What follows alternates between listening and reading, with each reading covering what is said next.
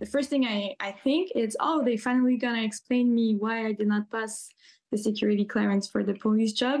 But no, I'm just advised that I'm dismissed.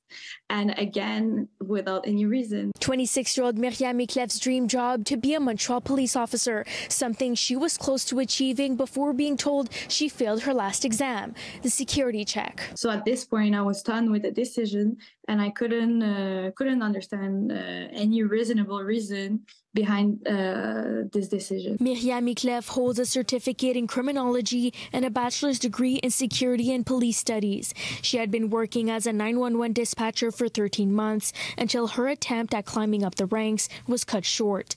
Miriam has no criminal record and claims the reason might be because her uncle, a man she doesn't know, was deported back to Algeria in 2003 because of alleged terrorist ties. He was later acquitted by an Algerian court. That's not my story at all. I don't know my uncle. He lived in Algeria, and it happened more than 20 years ago.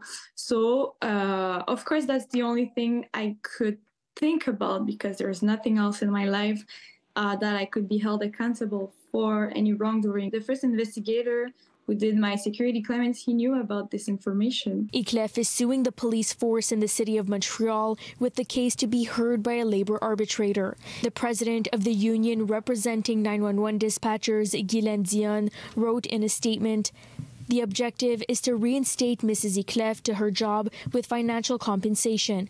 This case raises important human rights issues that we are monitoring closely, particularly when employers dismiss employees without giving clear reasons under the pretext of security clearance.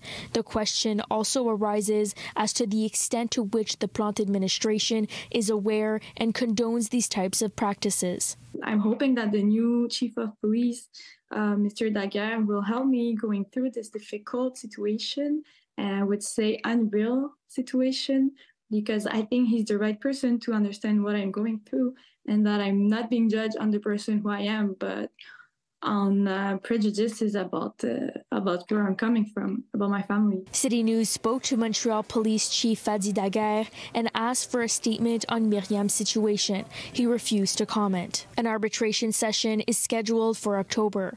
In Montreal, Brittany Henriques, City News.